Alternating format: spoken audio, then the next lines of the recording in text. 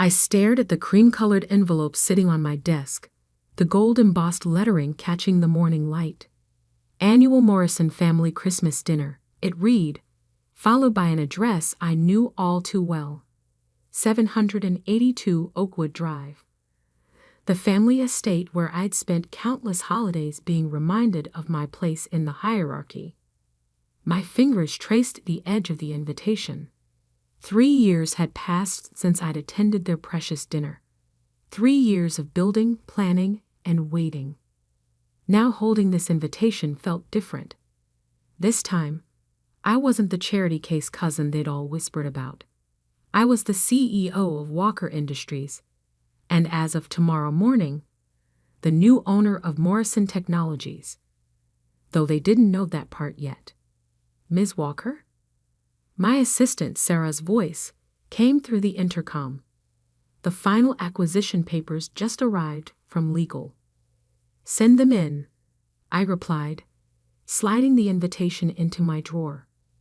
Sarah entered, her heels clicking against the marble floor of my penthouse office. She carried a thick folder marked confidential and wore the kind of smile that meant good news. Everything's in order, she said, placing the folder on my desk. The board approved the buyout unanimously. They never realized Walker Industries was behind the holding company. I opened the folder, scanning the documents that would transfer ownership of my uncle's company to me. Uncle James, who'd laughed when I asked for a job after college. We need serious people here, Emma, he'd said. Not dreamers living off family handouts. The memory still stung, but now it fueled me. Sarah, I said, signing the final page. Clear my schedule for Christmas Day. I'll be attending a family dinner. She raised an eyebrow. The Morrisons? Are you sure? I smiled, remembering my cousin Blake's words from the last dinner I attended.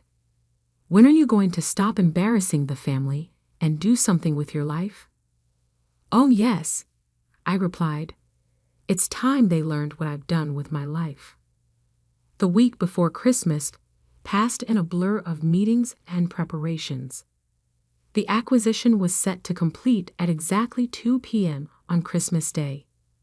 Right around the time my family would be serving turkey and judgment in equal portions.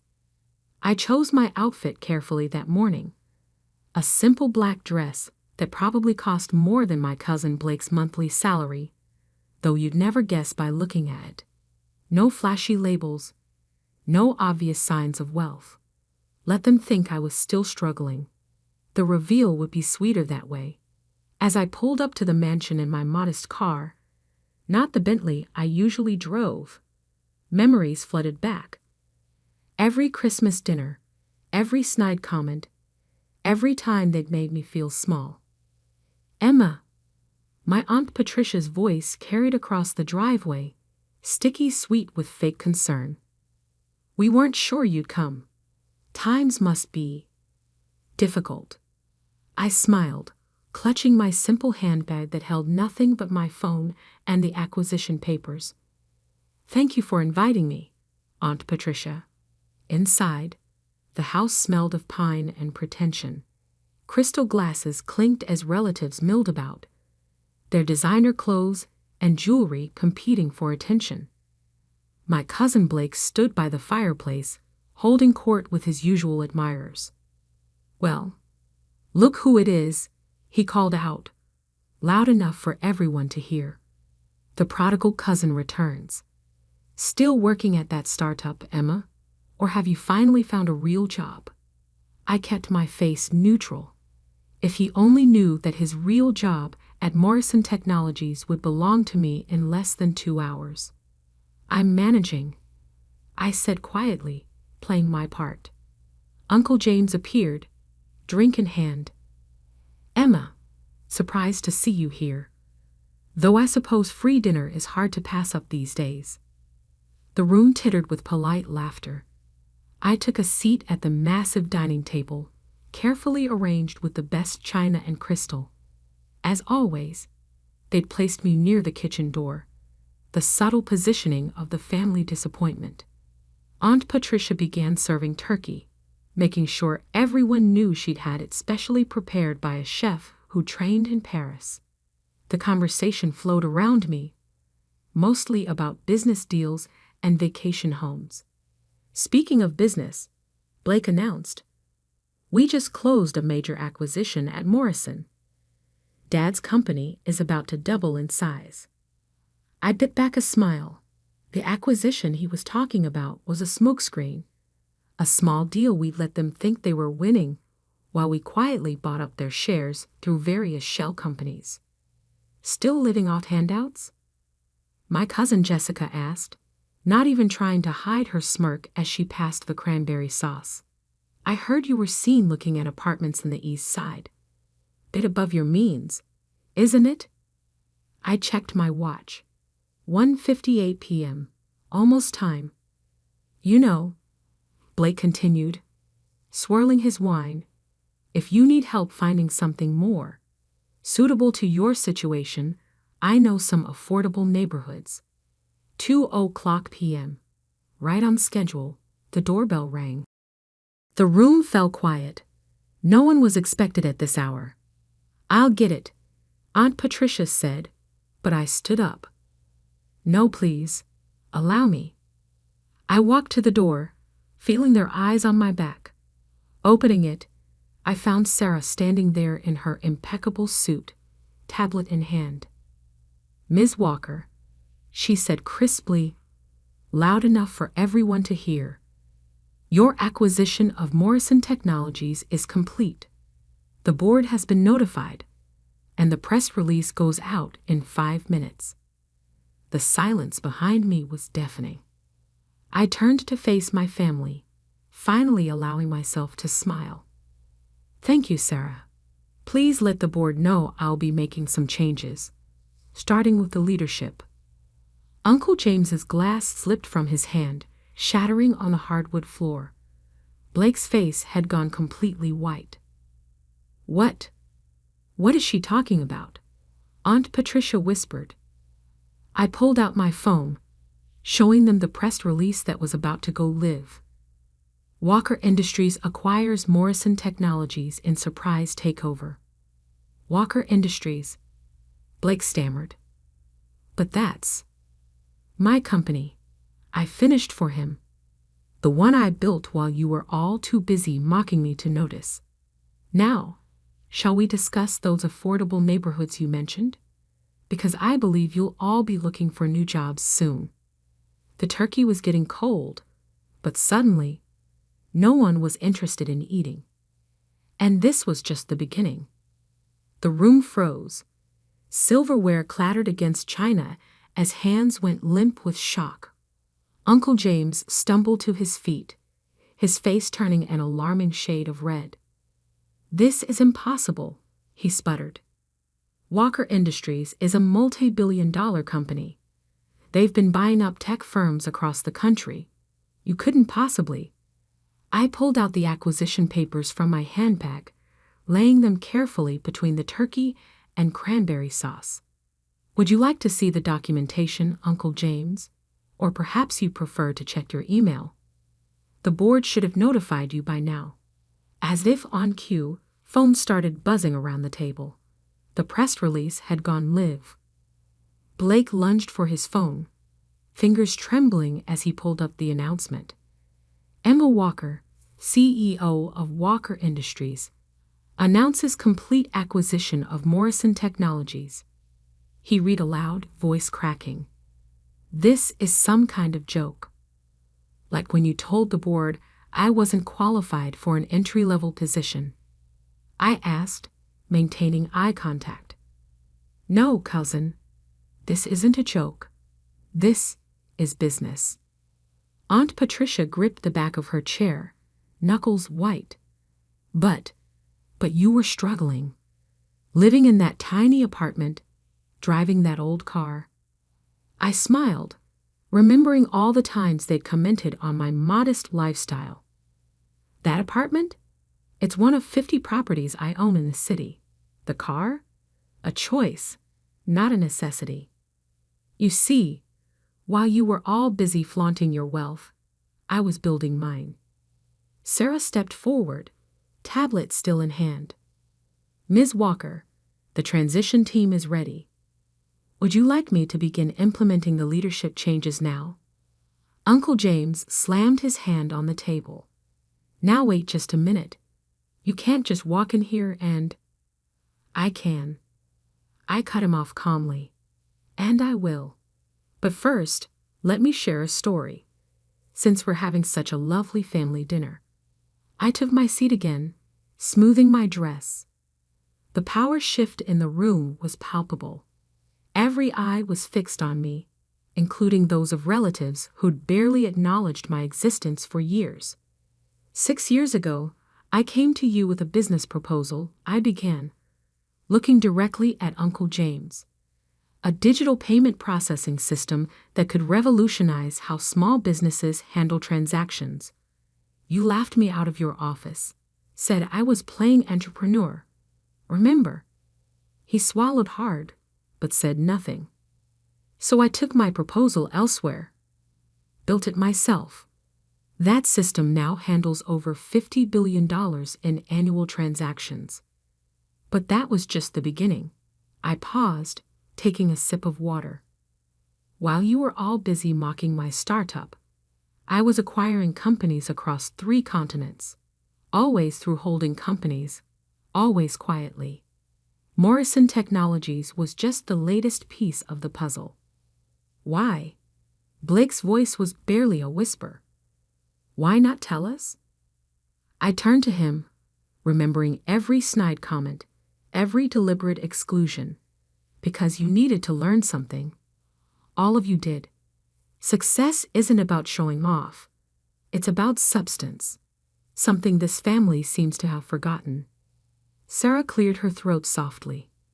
The press is requesting comments, Ms. Walker, and the board members are asking about tomorrow's transition meeting. Tell them I'll issue a statement after dinner, I replied. Family comes first, after all. Isn't that right, Aunt Patricia? My aunt, who'd always insisted on family loyalty while treating me like an outsider, could only stare at her plate. Now, I continued, let's discuss the changes coming to Morrison Technologies. First, the leadership team will be restructured. Blake, your position as Vice President of Sales is being eliminated. Uncle James, you'll be stepping down as CEO, effective immediately.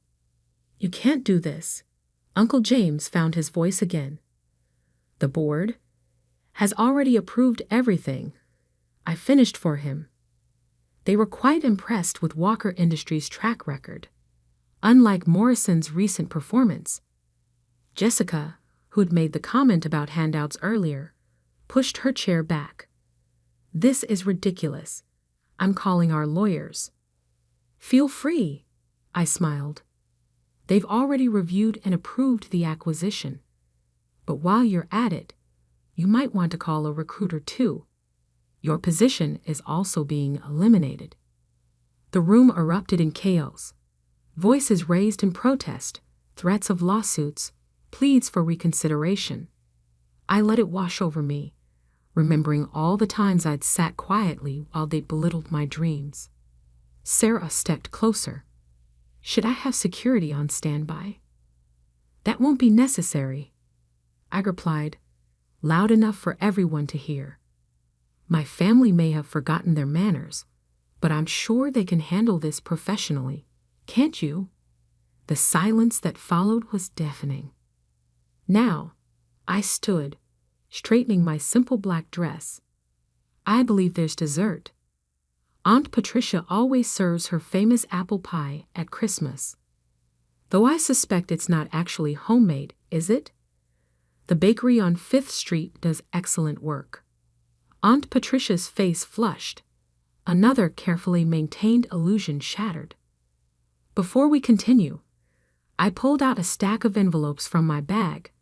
I have some documents for each of you. Severance packages, non-disclosure agreements, and terms for your departures. I'm being quite generous, more generous than you've ever been to me. You have until the end of dinner to decide. I began passing out the envelopes, watching as trembling hands opened them. The amounts inside were substantial. I wasn't interested in revenge, just reorganization. One more thing, I added, returning to my seat. Those non-disclosure agreements, they include social media. So all those nasty posts about my failed career might want to disappear before midnight. Blake looked up from his envelope, his face ashen. You knew about those? I know everything, I replied simply. I had to learn to pay attention to details when no one was paying attention to me. The rest of dinner passed in stunned silence, broken only by the occasional quiet sob or whispered consultation between family members. The turkey grew cold, the expensive wine untouched. As Sarah had predicted, it was quite an interesting Christmas dinner indeed. The grandfather clock in the hallway struck 4, its deep chimes echoing through the tension-filled dining room. I watched as my family members shuffled through their severance papers, their faces cycling through shock, anger, and finally, the sweetest part, fear. You have until New Year's Day to clear out your offices, I said, standing up. Generous, considering how quickly you showed me the door 6 years ago. Uncle James, who hadn't touched his food since the revelation, finally spoke. His voice had lost its usual pompous tone. Emma, surely we can discuss this. We're family. I turned to him slowly, letting his words hang in the air. Family? Let's talk about family, Uncle James.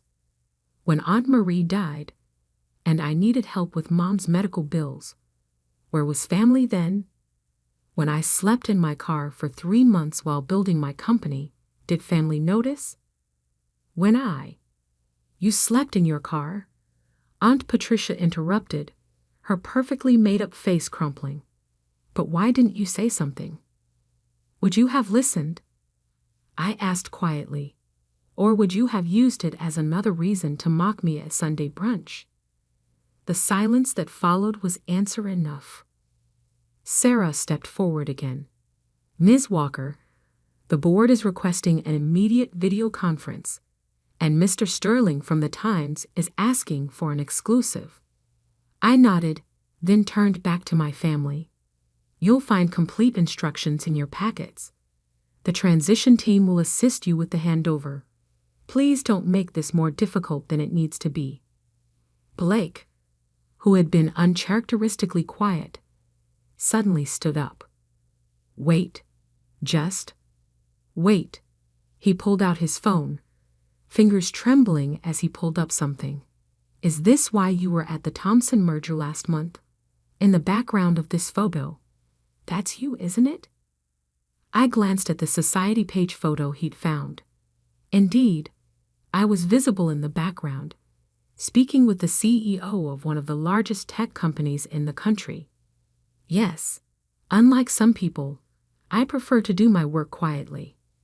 But you were wearing, he trailed off, staring at my simple black dress, a Channel couture gown worth more than your annual salary. I finished for him. Yes, I just choose not to flaunt it at family dinners. Jessica, who had been frantically texting under the table, looked up with wide eyes. I just checked Forbes. Walker Industries, you're worth more than this entire family combined, I confirmed. Though that's not the point. The point is what you do with power, once you have it. I picked up my handbag, a handmade piece that cost more than their monthly mortgages, and prepared to leave. But first, I had one more thing to say. You know what the real irony is? I looked around the table, meeting each pair of eyes. If any of you had bothered to really see me, to listen when I came to you with ideas, you could have been part of this. Instead, you chose to judge, to mock, to exclude. That was your choice. Now I'm making mine. Aunt Patricia burst into tears. But what will people say? The scandal. People already know, I replied. They've known for years. I'm quite well known in business circles. You just never bothered to look beyond your own small world to notice. I turned to Sarah. Please ensure everyone signs their NDAs before leaving. And have security start changing the access codes tomorrow morning. Yes, Ms. Walker. And your dinner appointment? Keep it. I think I've lost my appetite here. As I walked toward the door, Uncle James called out one last time. Emma, please. Give me a chance to make this right. I paused, hand on the doorknob. You had 15 years of chances, Uncle James. Now it's my turn to run things. The drive home was quiet. Sarah sat in the passenger seat of my modest car, efficiently working through emails on her tablet. The press release has gone viral, she reported. Your family's social media accounts have all gone private in the last hour. I smiled slightly. Have there been any calls from them yet? 17. Mostly from Blake and your uncle. Should I continue blocking them? Yes, they can go through proper channels now, just like they always made me do. We pulled up to my real home, not the small apartment they knew about, but my actual residence, a penthouse overlooking the city. As the private elevator climbed to the top floor, Sarah cleared her throat. Ms. Walker? Was it worth the wait? Planning all this for so long? I thought about the years of careful preparation, of building my empire in silence, of watching and waiting for the perfect moment. You know what my grandmother used to say before she died, I replied, stepping into my expansive living room. Success is the best revenge, but timing is everything. I walked to the floor-to-ceiling windows, looking out over the city I now partially owned. Somewhere down there, my family was realizing that the person they dismissed for so long had become the one person they couldn't afford to ignore. Sarah, send flowers to the family tomorrow. White lilies, Aunt Patricia's favorite, include a card. What should it say? I smiled, remembering all the Christmas cards they'd sent over the years, always signed with false warmth and hidden barbs. Keep it simple. Just right. Merry Christmas. Looking forward to a productive new year. Best regards, your new CEO. Tomorrow, the real work would begin. The restructuring, the meetings, the press conferences. But tonight, I had given myself the one gift my family had never managed to give me. Respect. And that was worth more than all the Christmas dinners in the world.